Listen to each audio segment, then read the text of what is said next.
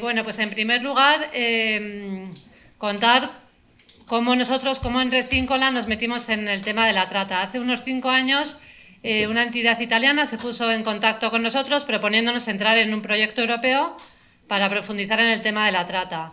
Nosotros tuvimos una reflexión de equipo así bastante profunda y tuvimos muchísimas dudas, porque por una parte nos parecía que no estábamos preparados y por otra lo veíamos como un reto y una necesidad. Sí que sentíamos como equipo que muchas veces teníamos sospechas de que personas con las que podíamos estar trabajando podían ser víctimas de trata, pero muchas veces nos faltaban herramientas para abordarlo de una forma efectiva. Entonces, lo primero que hicimos fue llamar a Albor, que para nosotras es la entidad de referencia en Valladolid y, bueno, pues una de las entidades que mejor trabaja el tema de la trata. Nos pusimos en contacto con ellas y bueno, pues hicimos una especie de alianza, un acuerdo interno para entre las dos entidades hacernos cargo de este proyecto que nos parecía tan bonito y tan desafiante. En aquel momento hicimos un primer proyecto que se llamaba Andreya y que hicimos entre el año 2020 y 2022 y que tenía así como objetivos muy generales sensibilizar a las fuerzas y cuerpos de seguridad del Estado y trabajadores sociales. Se hizo una formación intensiva bastante potente y muy útil, yo creo, con 100 trabajadores de ambos sectores. Y luego también se hizo un trabajo muy intensivo con unas 10-15 víctimas de trata, que se las hizo un acompañamiento muy largo, digamos, más exhaustivo, a lo largo de varios meses, formándolas en, bueno, pues primero en aprender español, en aprender a leer, habilidades para la búsqueda de empleo, apoyo psicológico, etcétera. Se hizo un apoyo muy bonito y un camino muy bonito y, bueno, pues básicamente es un poco la síntesis de ese proyecto. Cuando terminó ese proyecto, los socios a nivel europeo nos propusieron profundizar y dar un paso más, ir un poco más allá. Y entonces solicitamos un segundo proyecto a Europa que se llama CLEOS, que fue aprobado también y que, como os digo, pretendía ir un paso más. Este proyecto CLEOS se está desarrollando entre el 2023 y terminará en junio del 25, o sea que ya hemos pasado pues el 75% del mismo, digamos, y hoy vamos a contaros lo que se ha hecho y lo que nos queda por hacer. En este proyecto parte de la base de que formando a mediadores culturales, o sea, de que bueno, pues eso, el público con el que más efectivo puede ser trabajar es a través de la mediación cultural, ¿no? E intentar, digamos, llegar a muchísima más gente que en el primer proyecto anterior, ¿no? Que, como os decía, tenía el foco puesto en trabajadores de lo social y de las fuerzas y cuerpos de seguridad del Estado y tenía un ámbito más o un objetivo más pequeño. En este caso, este proyecto lo que pretende es llegar a muchísima gente, a la ciudadanía general, a actores de primera fila, o sea, por ejemplo, pues a personas que a lo mejor están en el supermercado, en la farmacia, taxistas, a gente de la calle, en definitiva, a cualquiera de nosotros, para que cuando podamos estar delante de una situación de trata, pues por lo menos podamos sospechar o tener un primer indicio de alerta de lo que puede estar pasando esta persona. ¿Vale? Entonces, bueno, pues luego mis compañeras os contarán un poquito más lo que se ha hecho en Valladolid. El proyecto también, como os decía antes, o sea, tiene una parte muy importante con una campaña de sensibilización que luego os contaremos y eso, se formó un equipo de trabajo CLEOS Valladolid con 2 personas de Albor y 2 de Red Cíncola, que es lo que luego os contarán. Y luego a nivel internacional lo que se ha hecho con los socios del proyecto, que somos España, Italia, Grecia, Polonia y Estonia, además de la campaña de sensibilización en el vídeo de Ponte en su piel, se han hecho un estudio de nuevos indicadores de la trata y menores no acompañados en los 5 países, que ya se ha lanzado la semana pasada y está colgado y luego os daré los enlaces y alguna pista por si a alguien le interesa. Y estamos trabajando ahora en un informe sobre el uso responsable de Internet. Bueno, solo decir un par de pinceladas sobre este primer informe que ya ha salido de los menores no acompañados en los 5 países. Bueno, pues que hay nuevos indicadores de trata, el informe evalúa la eficacia de los indicadores clásicos, digamos, y en definitiva lo que dice es que hay que hacer mejoras en los indicadores anteriores, ¿no? Que decíamos antes que con la guerra de Ucrania, pues de repente rápidamente el tema cambió rápidamente. Entonces se empezaron a crear nuevas redes o a fortalecer las redes de Internet, que antes ya existían, pero yo creo que fue a raíz de la guerra de Ucrania cuando empezaron a fortalecerse esas redes y esas formas de engaño. Y entonces todo eso se ha sofisticado muchísimo y se han creado, bueno, pues mecanismos mucho más complejos. Y Como os decía, esos informes los vamos a colgar en la página web, ya está colgado en inglés, el español estamos terminando la revisión de traducirlo y a cualquiera que le interese se lo pasaremos en unos días, ¿vale? Esas son las mejoras que propone el informe. Y bueno, por no enrollarnos mucho más, eso, deciros, estas son las entidades que forman parte del proyecto y sin más pasamos a contaros lo que se ha hecho en Valladolid. Yo voy a hablar de lo que se ha hecho en Valladolid, junto a mi compañera Gislán. En Valladolid se han llevado a cabo diferentes acciones con el objetivo de cumplir pues un poco el trabajo con las personas víctimas de trata que lo han sido en el pasado o que están en riesgo de serlo, y con el otro objetivo de sensibilizar a la población. Entonces, en base a esos dos objetivos se han llevado una serie de acciones a cabo. Sí. Por el equipo Cleos Valladolid. El equipo Cleos Valladolid está compuesto por dos compañeras de Albor y que son Noemí Escarlata, y por Gislán y por mí. Para cumplir estos objetivos nos parecía importante, en un primer momento, y así lo consideró también Europa, formarnos como mediadores interculturales, ¿no? Formar a profesionales, y lo llaman formación de formadores. Esta formación de formadores pretendía dar las habilidades y los conocimientos para que como mediadores interculturales trabajásemos e interviniésemos con víctimas de trata. Esta formación duró 12 sesiones online y una semana de manera presencial. Una vez que la formación, ya estábamos formados como profesionales, pasamos a una segunda parte también importante que se llamó formación de pares. ¿Qué quiere decir formación de pares? Que nosotros, que ya teníamos los conocimientos, transmitimos estos conocimientos a mujeres que habían sido víctimas de trata. Digo mujeres porque eran todas mujeres, ¿vale? Concretamente realizamos la formación con 5 mujeres de diferentes nacionalidades: Brasil, Colombia, República Dominicana, Marruecos. Y en esta formación pues nuestro objetivo era que adquiriesen los conocimientos y las habilidades para poder un poco acompañar y apoyar a mujeres o a personas que se podían encontrar en una situación parecida a la que se encontraban ellas. Fueron 12 sesiones de manera presencial y bueno, lo positivo que podemos sacar de esta formación es que pudimos contratar, desde Albor pudieron contratar a una de las mujeres que realizaron la formación para que participase en una de las siguientes fases, que era la sensibilización de grupos de riesgo. La sensibilización de grupos de riesgo consistió en, como dice la palabra, sensibilizar en lugares donde podía haber un riesgo de que existiera trata. Se realizaron 4 sesiones de sensibilización y 2 de ellas se realizaron en clubs donde se ejerce prostitución. Y contamos con una de las mujeres que habían realizado la formación previa. Y por último también realizamos una formación a posibles mediadores. Dimos 2 sesiones, si no me confundo, a profesionales que podían estar en algún momento en contacto con cualquier persona víctima de trata. Conseguimos llegar a 23 personas, o sea, 23 profesionales. Y bueno, yo ya he terminado la primera parte y os paso con la segunda parte a mi compañera Gislán.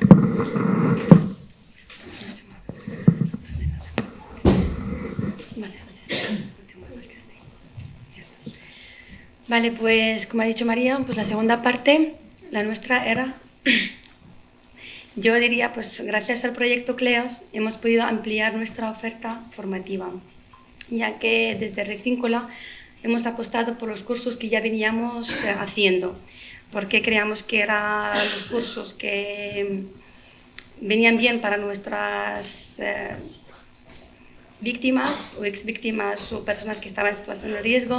Como que desde Europa nos dieron, en el proyecto CLEOS, nos dieron hacer 200 horas de formación a 100 personas,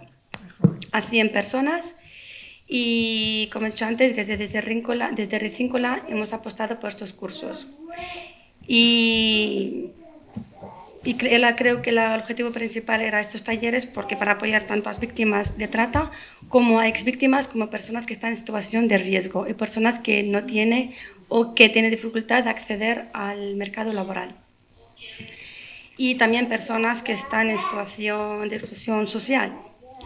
Y entonces, los talleres que hemos dado aquí en Valladolid fueron un taller de formación básica,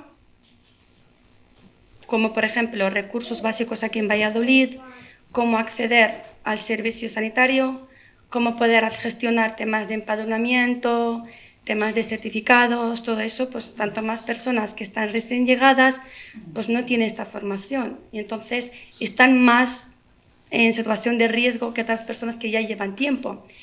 Y entre estas personas también había personas que no dominan el castellano, entonces están también más en riesgo de ser víctimas que otros. Y por eso hemos apostado por clases de español y hemos formado como,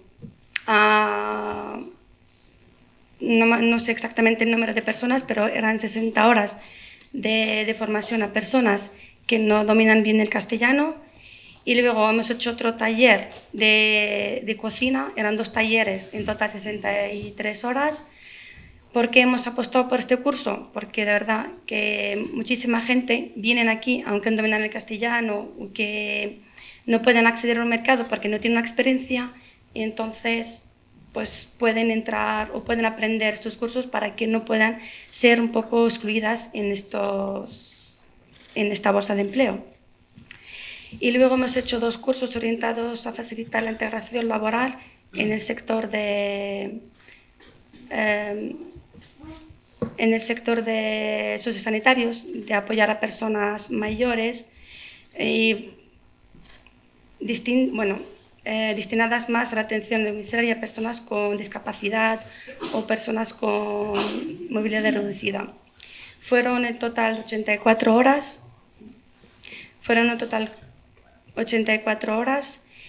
Y luego hemos creado otro grupo que es de apoyo mutuo, que eran 34 horas también. En este grupo hemos creado más que nada porque también gente recién llegada y no tiene una red.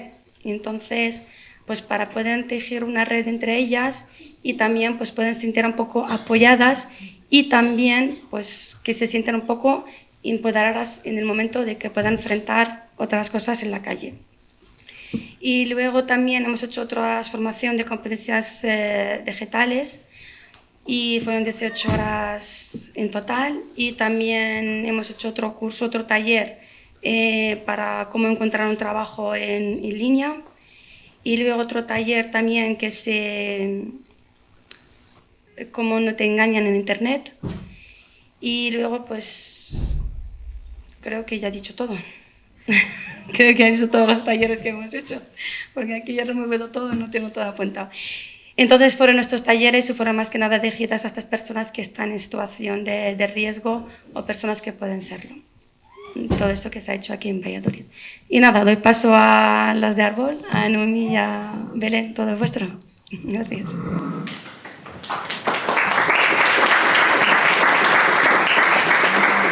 En primer lugar, sí que quería agradecer a Recíncola por la oportunidad que nos dio ya en 2020, prepandemia, luego el proyecto de Andrea nos pidió toda la pandemia, y bueno, y luego hemos continuado con Cleos. La verdad es que nos resulta súper enriquecedor el trabajo conjunto de las 2 entidades y creo que ha sido muy positivo por todo lo que han comentado las compañeras y por toda la realidad en la que vivimos, ¿no? Yo soy Belén, soy la coordinadora del programa Oblatas Centro Albor, que pertenece, como he dicho, a la Congregación de Hermanas Oblatas del Santísimo Redentor, que lleva trabajando con mujeres en situación de prostitución desde el año 1864. Entonces, bueno, lo primero que nos pidió Silvia cuando habló con nosotros es que habláramos de un poquito en general de la trata. Y empezar a hablar de la trata es hablar del protocolo de Palermo. ¿Por qué? Porque es la primera vez que aparece una definición clara de lo que es trata. En esta definición se puede ver claramente los elementos que luego vamos a ver de la trata, ¿no? Por un lado es la captación, el traslado, el transporte, la acogida y la recepción de unas personas a través de engaños, manipulación, amenazas, abuso de poder o abusando de la situación de vulnerabilidad. ¿Para qué? Para lucrarse, para conseguir unos beneficios a través del ejercicio que realizan estas personas. Aquí se puede ver claramente estas acciones, la captación, el transporte, los medios y sobre todo con qué fines, ¿no? Los fines son explotación laboral, explotación sexual, mendicidad, actos delictivos, extracción de órganos. Es importante señalar que aunque exista un consentimiento, porque en la trata sí que hay un consentimiento, pero este consentimiento está de alguna manera viciado.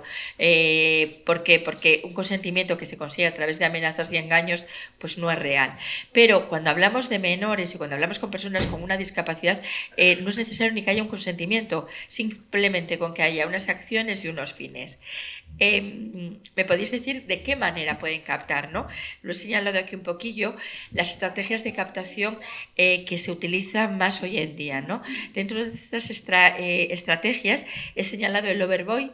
No sé si lo conocéis, pero bueno, aquí se caracteriza porque hay una relación amorosa entre la víctima y el proxeneta, la persona que la va a tratar.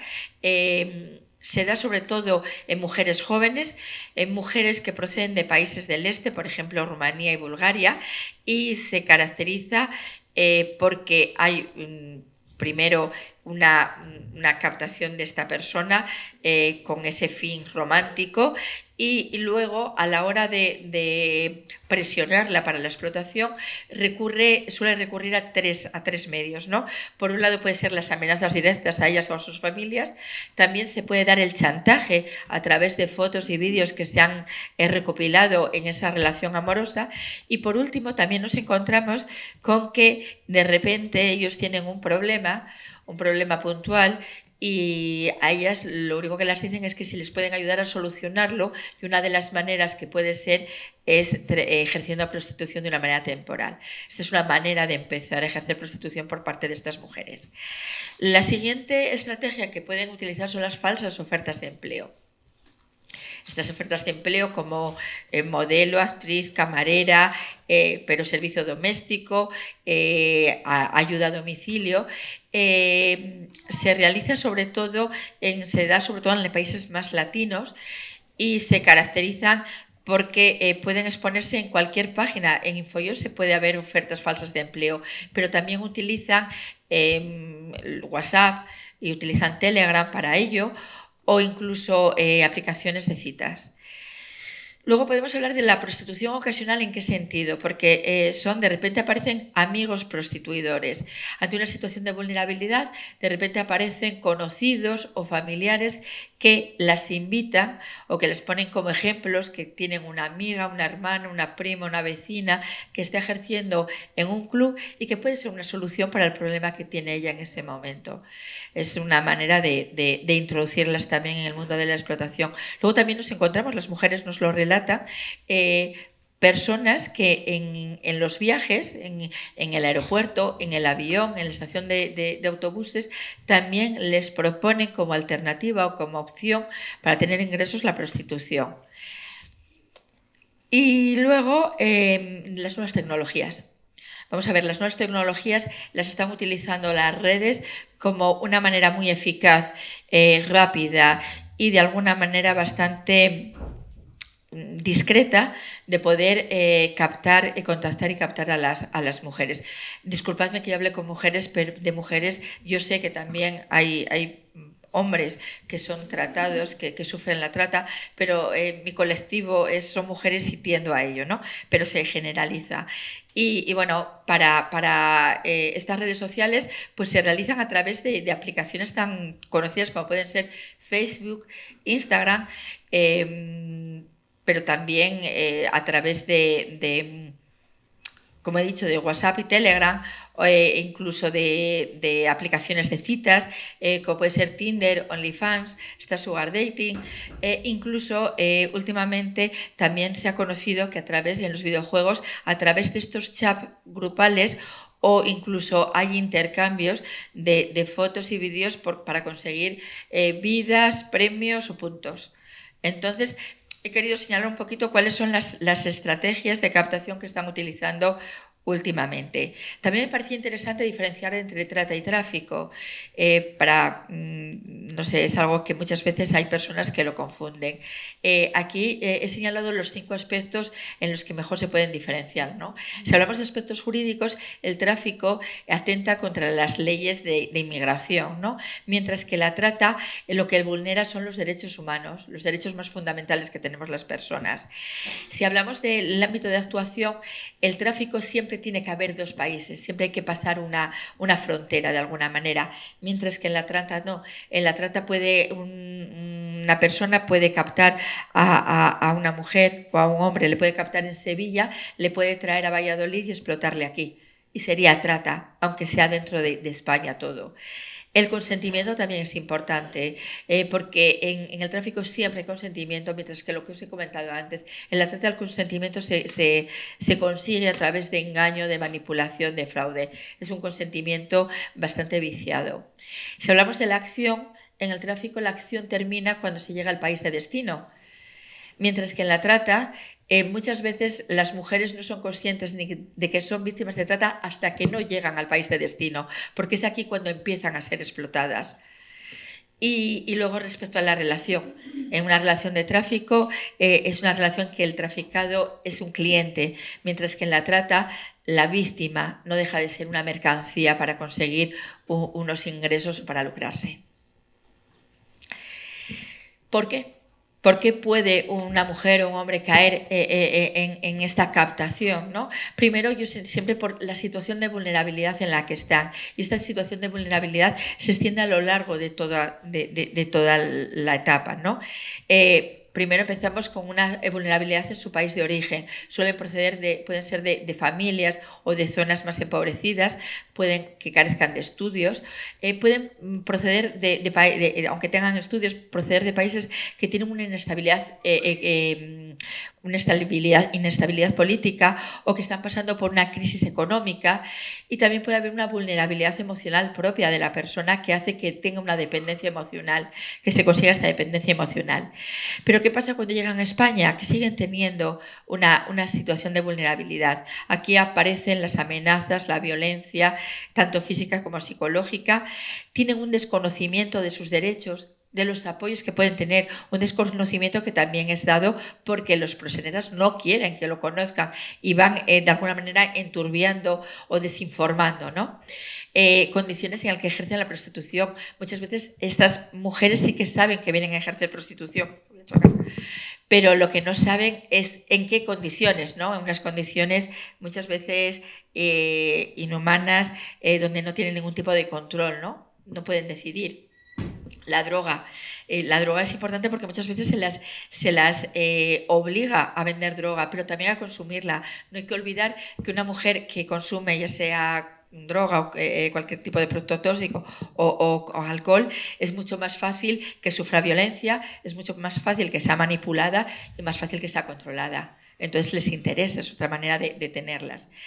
Saldar la deuda contraída, confiscar la documentación siempre diciéndoles que es para que no la pierdan, ¿no? Porque al final son los buenos. Aislamiento por falta de movilidad. Estamos encontrándonos mujeres que están una semana en cada piso.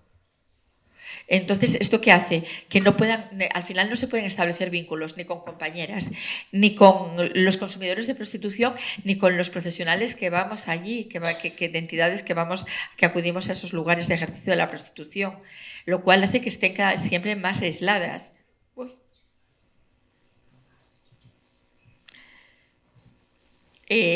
Multas y persecución policial, sobre todo se da mucho cuando es en la prostitución de calle, y en la situación irregular. El miedo que tiene muchas veces a que la policía las detenga, las pida su documentación y de alguna manera las envíe otra vez a su país de origen. Hay veces en que cuando son conscientes de que han sufrido o están sufriendo, son víctimas de un delito, ponen una denuncia, pero en el proceso judicial también son vulnerables. ¿Por qué? Porque muchas veces es muy difícil protegerlas, y a las mujeres aquí todavía, pero imaginaros a sus familias en los lugares de origen, en los países de origen, es casi imposible. El prolongado tiempo que dura un proceso judicial, hay veces en que cuando se extiende, las mujeres ya han rehecho su vida, incluso tienen una pareja y vuelven a sentirse víctimas. deficiencias en la protección de testigos. En ocasiones la policía facilita o informa sobre una protección que luego el juez deniega, y cuando las mujeres ya se han visto involucradas en este proceso judicial se encuentran indefensas. Y la desconfianza en las fuerzas y cuerpos de seguridad del Estado, que muchas veces proviene de la experiencia previa en los países de origen, ¿no? Pero cuando se están recuperando también están en situación de vulnerabilidad. ¿Por qué? Porque muchas veces los recursos a los que acceden no son los más adecuados. Hay veces en que necesitan un recurso donde estén acompañadas 24 horas y simplemente es un recurso residencial. Hay que tener, o se les lleva un recurso de violencia de género, y aunque tiene muchas similitudes, pero al final hay una gran diferencia entre una cosa y la otra. Riesgo de abandono. Retorno a las redes de trata, porque muchas veces se dan cuenta de que siguen teniendo una deuda que pagar y siguen teniendo que alimentar a sus familias en los países de origen. Entonces no les queda más remedio que volver a acudir a las redes. Falta de regulación administrativa, porque os he dicho antes que les confiscaban la documentación, hay que volverla a hacer y muchas veces hay unas trabas administrativas que no se les facilita. Desconocimiento del idioma y luego, bueno, secuelas físicas, psicológicas, sociales, por no hablar nada de todo lo que es la discriminación social que existe. Y ahora ya se lo paso a mi compañera, que ella se va a hablar de esto. Mucho mejor, sí. Pues buenas tardes. Yo voy a centrarme un poquito más en lo que es el área social, porque es el que me corresponde a mí, ¿vale? Soy la trabajadora social del programa que Oblatas tiene aquí en Valladolid. Y habiendo mostrado un poco mi compañera lo que son las situaciones de vulnerabilidad por las que puede pasar una mujer, ¿no? En este caso víctima de trata, bueno, pues nos podemos hacer una idea de las dificultades también que puedan existir a la hora de acompañar un proceso de recuperación, ¿no? Entonces es de lo que yo quiero hablar ahora. Al final, digamos que una mujer que ha pasado por procesos de violencia, por una historia vital, no solamente hablamos de situaciones de violencia ya cuando están ya siendo explotadas, nos referimos muchas veces a situaciones de violencia que pasan mucho antes de la captación. O sea, historias vitales muy complejas que a veces las hacen también ser más vulnerables, ¿no? A ser engañadas, captadas o a ir en una búsqueda de una vida distinta, ¿no? Y por tanto ver esperanza donde lo que hay es mucho riesgo también, ¿no? Entonces hay una normalización de la violencia. ¿Qué pasa con esta normalización de la violencia? Es decir, es una aceptación de tratos, una aceptación digamos, de vulneración de derechos, ¿no? Que llegan hasta el punto de priorizar las necesidades, puede ser de personas como sus tratantes, de los consumidores de prostitución, antes que sus propias necesidades, ¿no? Con lo cual, eso a la hora de trabajar, de un proceso de trabajo personal para salir de la situación en la que se encuentran, es muy complejo, es muy difícil, ¿no? Que puedan salir muchas veces sin a lo mejor un acompañamiento y un proceso bastante largo. Hay a veces que incluso anticipan, respondiendo a estas necesidades, ¿no? Anticipan situaciones de violencia respondiendo a lo que puedan querer bueno, tratantes, consumidores y demás, ¿no? Además, hablamos de, que ya las ha nombrado un poquito Belén, pero hablamos de situaciones problemáticas asociadas. Es decir, hay a veces que nos encontramos con muchas problemáticas de salud mental, muchas derivadas de la propia situación de trata y explotación, pero otras que ya vienen, digamos, ligadas a la historia vital que trae, ¿no? Esta persona. Sumamos también las problemáticas que pueden ser el tema de consumo de drogas. Hay que trabajar algo prioritario, que es ese consumo, para luego ir pudiendo trabajar otras cosas. Una inclusión laboral de una mujer que está en consumo activo, pues lo más probable es que, aunque encuentre trabajo, no sea capaz de mantenerlo.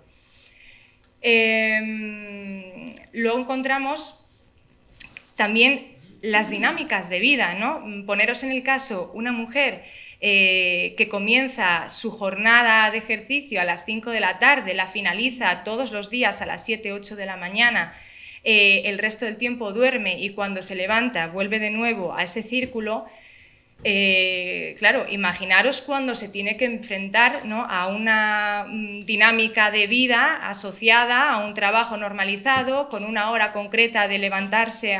Bueno, el proceso que tiene que seguir también es un trabajo en sí mismo, ¿vale?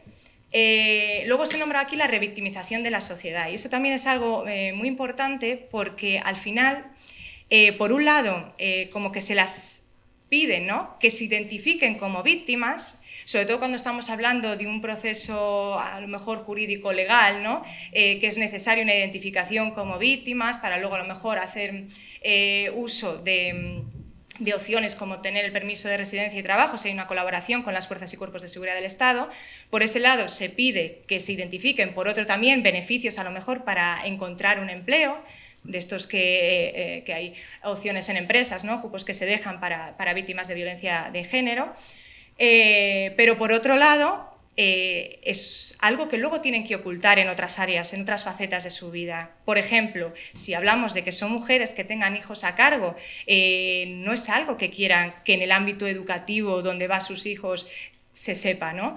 En el ámbito sanitario, ¿no? No es algo que quieran que se sepa cuando van a su médica de cabecera, ¿no?, o cuando van a una especialista.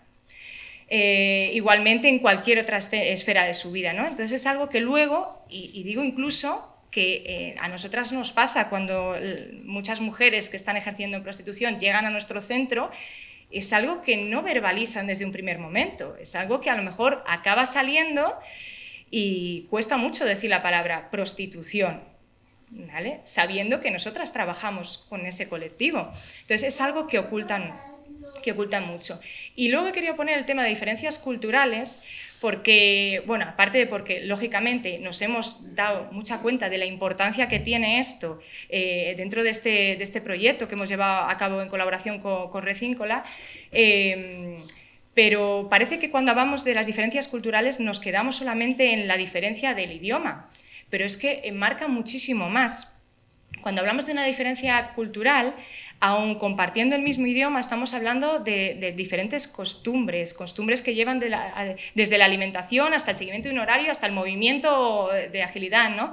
Yo creo que aquí también tenemos una dinámica de vida muchísimo, por poner un ejemplo, ¿no?, mucho más rápida, ¿no?, y a lo mejor en otros países están acostumbrados a otro tipo de ritmo de vida, ¿no?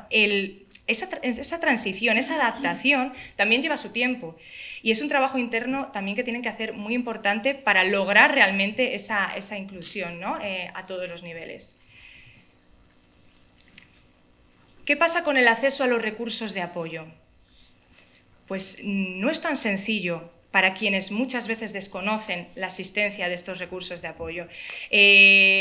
Lo primero puede ser porque no conocen qué tipo de servicios sociales tenemos aquí en este país. Vamos a hablar de que mayoritariamente atendemos a mujeres migrantes.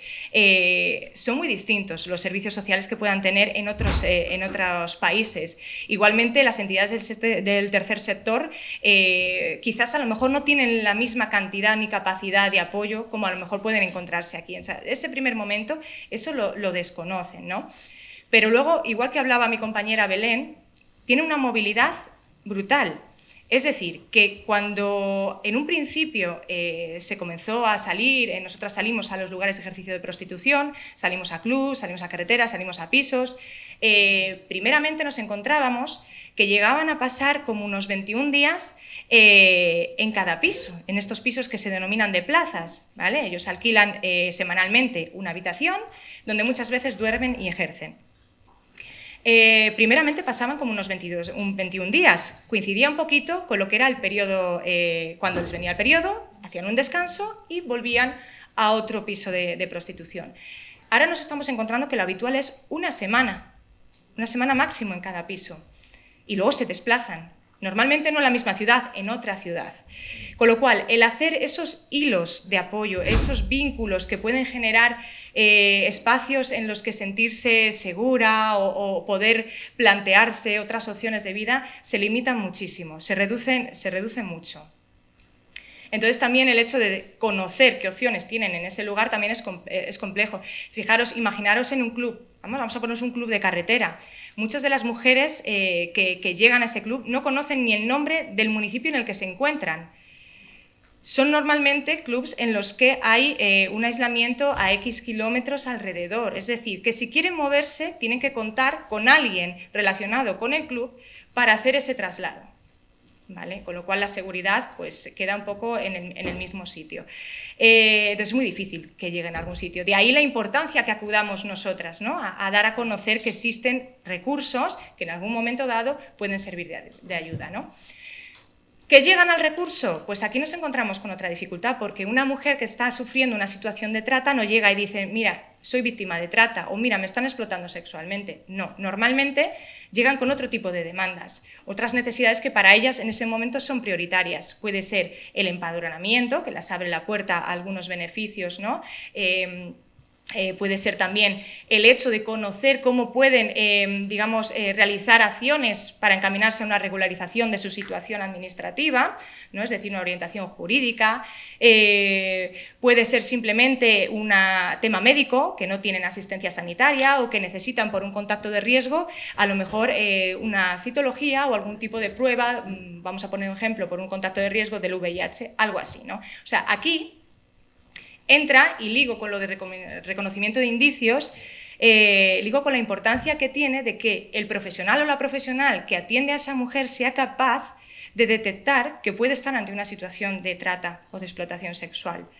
¿Vale? De ahí la importancia de que, bien, si es una persona capacitada para detectar esto, pueda acompañarlo desde el punto adecuado, ¿no? O bien, si no tiene esa capacidad, reconocerla y poder derivar o contar con entidades especializadas o con personas con capacidad de hacerlo, ¿vale? De ahí también la importancia que se ha hecho desde este proyecto, ¿no? Del proyecto CLEOS, de también formar a profesionales que puedan estar en contacto con personas de riesgo, ¿no? Que puedan ser víctimas de estos delitos. El acompañamiento, ¿vale? Que es de lo que hacemos desde el proyecto Blata en el que nosotras trabajamos, ¿vale? Y el resto que existen en España y fuera de ella, damos súper importancia a lo que es la primera acogida, ¿vale? La primera acogida, quiero que os pongáis, imagináis cuando vais a cualquier lugar o conocéis a una primera persona o vais a una tienda a comprar un producto o vais simplemente a un centro médico concreto. El cómo vosotros os sintáis en ese primer momento, cómo os traten.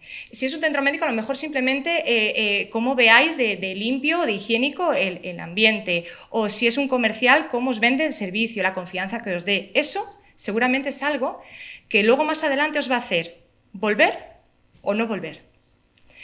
Para nosotros es muy importante que cuando por primera vez contactamos con una mujer, vea que en nuestro espacio hay un espacio seguro, hay un espacio de confianza, un lugar de respeto, un lugar de escucha, ¿vale? O sea, la manera de proceder es en que en un primer momento, esa detección de indicios no se hace en una primera entrevista. No es lo habitual, ¿no? Sino que eso es un trabajo que se va haciendo de a poco, ¿no?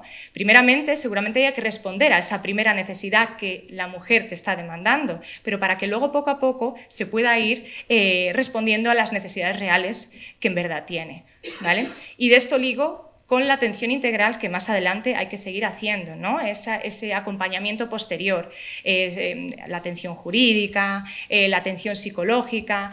Hablamos de mujeres que muchas veces no reconocen estar siendo víctimas de trata, ni aunque hayamos detectado nosotros la situación, ni aunque nosotras les verbalicemos la situación, ¿no? ¿Por qué? Porque nos encontramos con situaciones en las que a veces es su propia pareja, es su hermana, es su mejor amiga, quien ha sido la que la ha captado o la que la ha engañado para venir. Entonces, claro, en ese momento reconocer que tu propia hermana o que tu prima ha sido capaz, ¿no?, de hacer algo así es algo bastante difícil, ¿no?, de reconocer. ¿Y por qué? Bueno, luego decir, oye, la situación, luego no me voy a meter aquí porque lo voy a decir luego más adelante. Entonces, el ambiente adecuado, el entorno seguro, o sea, lo que queremos crear es un centro de referencia ante cualquier tipo de necesidad, ¿vale? Generando, pongo expectativas reales también porque al final el hecho también, esto también entra en la primera acogida, si nosotros vendemos, ¿no? Sí, te vas a solucionar todos los problemas, ¿no? Vas a encontrar trabajo, estamos engañando también, ¿no? Hay que hacer expectativas reales, es un trabajo difícil, complejo, largo y en el que la primera persona que tiene que hacer ese trabajo es la propia mujer. Entonces, bueno, hay que ir con esas expectativas. Y aquí sí que me parece importante porque está hablando de detección, ¿verdad? Y porque también hemos hablado de identificación. Entonces, ¿qué diferencia hay entre detección e identificación de una víctima de trata o explotación sexual? Pues la detención, digamos, que no es necesaria que exista una denuncia, es decir, cualquier entidad especializada, ¿no?, puede realizar una detención de acuerdo a los indicios que presente esa persona, ¿no?, de que pueda estar siendo víctima de trata. Son indicios que además se van actualizando, porque igual que han dicho anteriormente, ¿no?, bueno, pues con diferentes crisis migratorias o ahora mismo con todos los conflictos bélicos que existen, pues también se han tenido que ir actualizando. Tema de redes y todo demás es algo muy novedoso, pero existe, ¿no? Hay que irse actualizando. Pero con esa seguridad, con ese respeto y demás, al final detectas. Una entidad especializada puede detectar una situación de trata, pero no puede identificar. Para que exista una identificación es necesario que exista una denuncia. ¿Pero es necesario que exista una denuncia para acceder a recursos de apoyo? No. Digamos que la denuncia lo que te puede abrir, lo primero es el poder tú, ¿no?, ejercer tu derecho a decir, oye, han cometido un delito contra mí, quiero que quien lo ha hecho pague por ello, que no hay otras personas que pasen por lo mismo y demás. También existen otros beneficios por colaboración de obtener el permiso de residencia y demás, ¿no? Pero estamos ante procesos largos y muy complicados que la mayoría de mujeres no quiere pasar. Y aquí es donde voy y ligo con lo anterior. Poneros en el caso de que es una vecina de toda la vida la que me ha captado, me ha engañado y me ha ofrecido, que muchas veces lo ven como una situación de ayuda, porque me han sacado de mi situación en la que yo estaba, que no estaba bien, y ahora me ha dado una opción de mejorar mi calidad de vida. Pero, ¿cómo voy a denunciar yo a mi vecina para que se entere todo el vecindario de allí de mi país de que he denunciado a esta persona? ¿Dónde voy a quedar yo? O sea, son muchas cosas alrededor de esta persona la que puede hacerle que decida no denunciar, ¿no? Entonces, en este caso, esta es la diferencia que existe entre identificación y detección. Por mostraros un poquito la realidad local de lo que nosotras hemos trabajado, os he traído aquí los datos del 2023, ¿vale? De todas maneras tengo aquí los del 2024, pero se asemejan bastante, ¿vale? Aquí en Valladolid, ciudad, provincia y un poquito de la parte de la provincia de Palencia, porque acudimos también a unos clubs que forman ya parte de la provincia de Palencia. El año pasado atendimos a 795 mujeres, ¿vale? Entre mujeres que se encuentran en riesgo de ejercicio de la prostitución, aquellas que han ejercido en algún momento, las que estaban ejerciendo en ese momento y las víctimas de trata que hemos llegado a atender, ¿vale?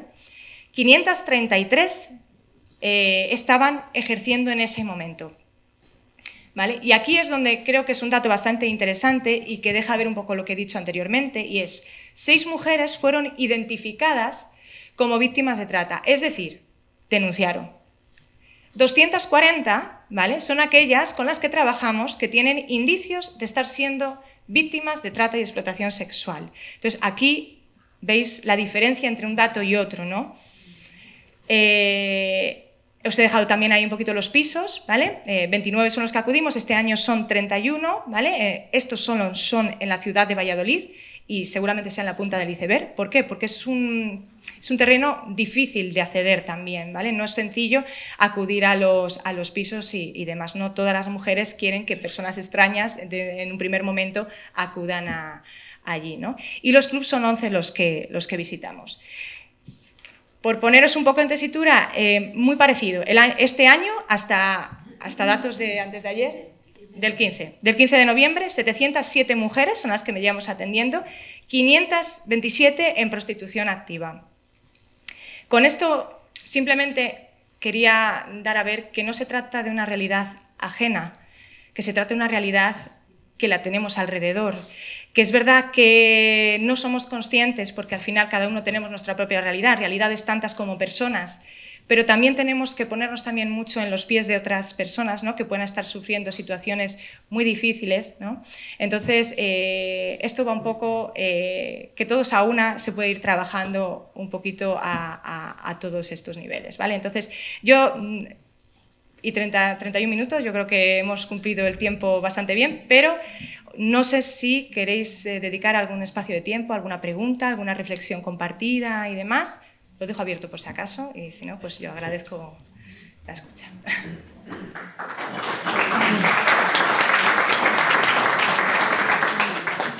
Yo sí que te quería preguntar por la realidad de todos los hijos e hijas de estas mujeres, que me imagino que habrá un gran número de hijos y las toca llevar el tema de la prostitución o de esa trata y el sustento, intentar el mantenimiento de todos estos menores. Claro, hay un porcentaje muy elevado, prácticamente la mayoría son mujeres que se mantienen en el ejercicio por dar respuesta a las necesidades de hijos a cargo. En algunas ocasiones están en su país, ¿vale? Primeramente, lo que se tiende, ¿no?, es primero a migrar en solitario para intentar conseguir una situación, una mejor situación para poder luego traerse a sus hijos e hijas con ellas. Pero claro, la respuesta a las necesidades muchas veces es más compleja cuando vienen aquí que cuando están en su país. ¿Por qué? Porque al final los costes de todo es más elevado, ¿no? Al cambio, muchas veces encontramos mucha dificultad. Pero la verdad que en su mayoría tienen hijos a cargo. Tienen mucho más facilidad de salir de la situación aquellas mujeres que no tienen hijos a cargo, porque bueno, no tienen esa presión. Es verdad que a veces tienen familia extensa que también depende de ellas, pero es verdad que quizás se atreven también más al paso de la denuncia cuando no hay hijos a cargo, ¿no?, que puedan a lo mejor sufrir las represalias y demás.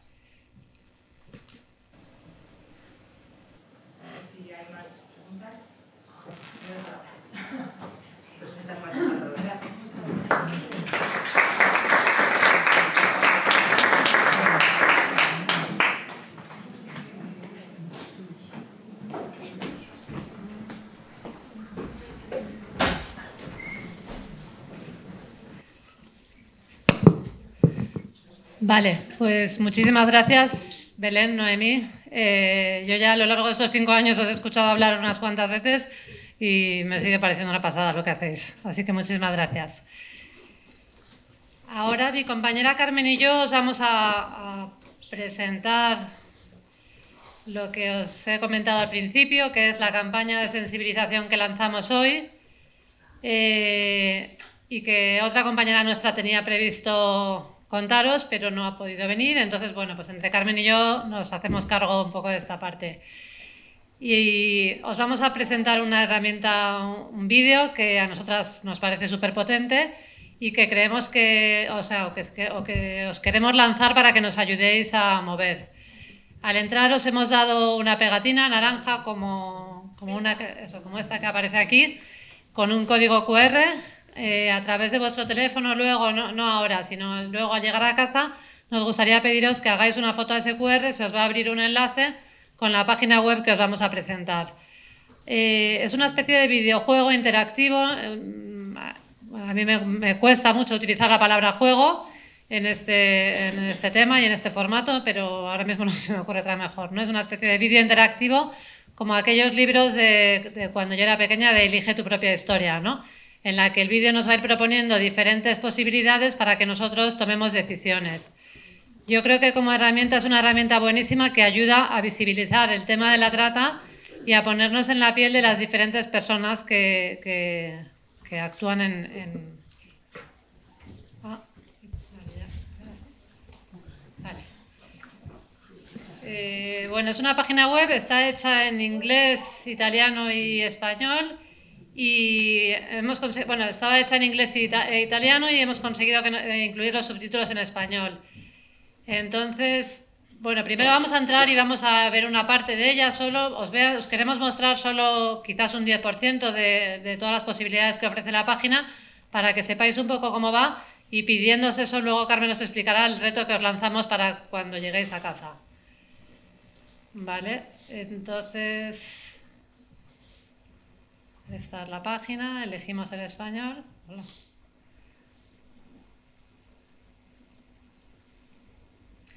Esta página está hecha por uno de los socios del proyecto, que es una empresa de comunicación italiana, de comunicación social, expertos, y bueno, pues yo creo que han hecho una herramienta súper potente que nos puede ayudar también a trabajar en las entidades o a nivel de nuestros conocidos.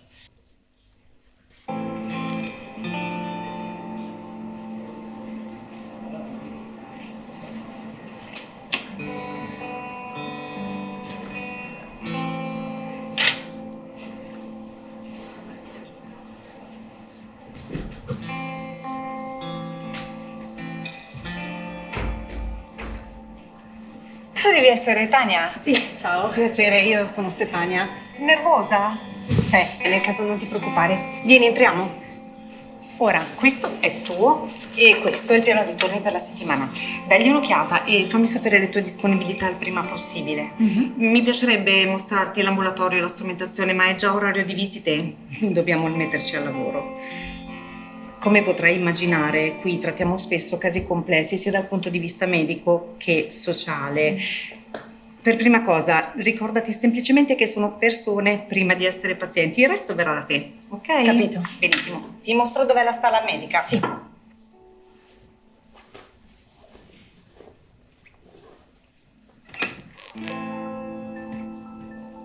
Vale, aquí el vídeo nos ofrece si queremos intervenir con la persona que está a la izquierda o con la persona que está a la derecha.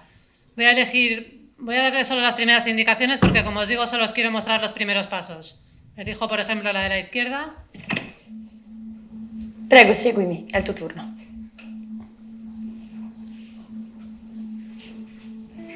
Buongiorno, benvenuta. Siediti pure. Il mio nome è Tania. E tu invece come ti chiami? Quanti anni hai? Afue Gerasuba, ho 25 anni. Puoi farmi lo spelling, per favore? No. Abbi pazienza. Vale, ahora nos pregunta, ¿pide los documentos para copiar el nombre o olvídalo y sigue con la visita? Por ejemplo, pongo pido los documentos porque no he entendido Te l'ho già el nombre. detto come mi chiamo.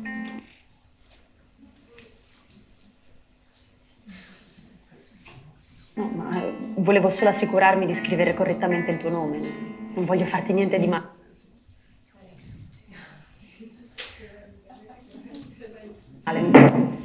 Fue, aspetta!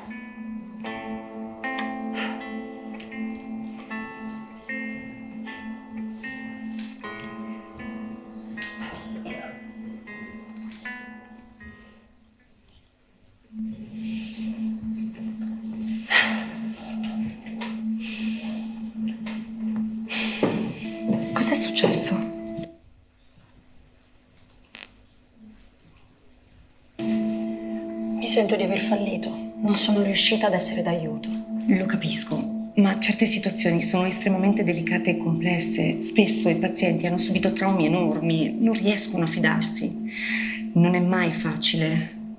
La prossima volta prova a non fare subito domande troppo dirette, oppure crea un rapporto di fiducia. Ricordati che in questi casi dobbiamo semplicemente farli sentire al sicuro. Grazie Stefania, grazie. Mi dispiace, avrei voluto essere più d'aiuto. La prossima volta farò del mio meglio. So che lo farai, sei qui perché provi a fare la differenza e questo è il primo passo. Non ti scoraggiare, io sarò qui per aiutarti. Ora torniamo al lavoro. Sì. Vale, yo creo que lo podemos dejar aquí. Como os digo, el vídeo tiene muchísimos caminos diferentes, muchísimos. Os hemos enseñado solo unos poquitos.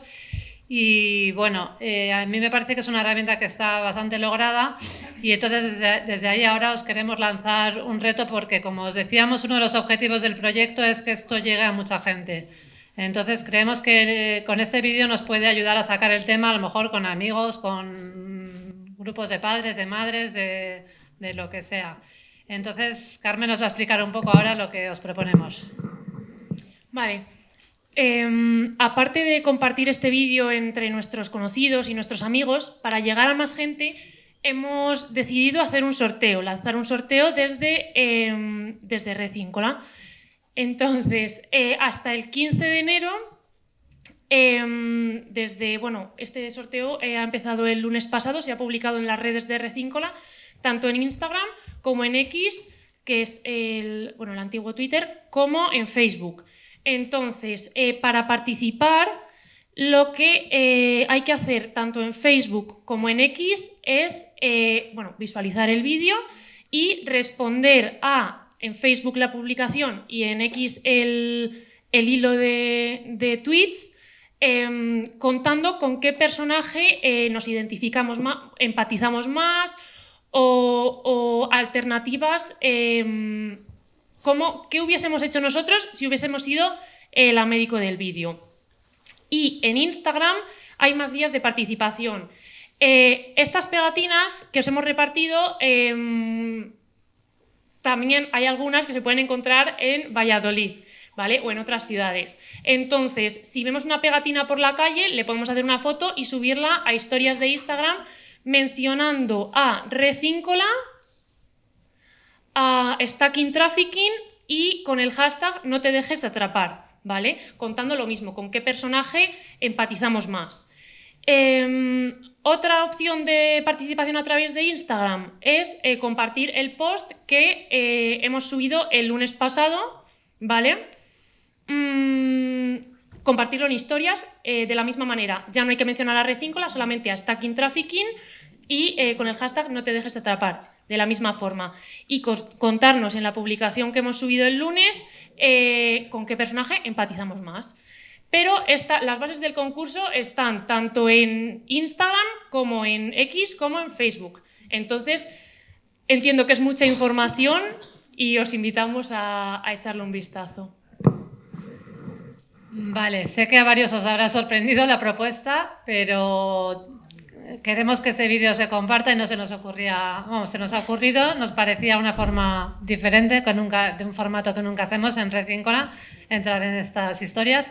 Nos parecía que si con esto conseguíamos hacer ruido y que llegue a más gente y que la gente vaya, pues eso, poniendo nombre, ¿no?, a las situaciones que a veces no sabemos identificar y que también nos han ido contando Belén y Noemí, que podemos ver reconocidas en este vídeo, pues si funciona y ayuda, pues eso, adelante. Nosotros sí que os pedimos que nos ayudéis a moverlo porque nos parece que el tema merece la pena.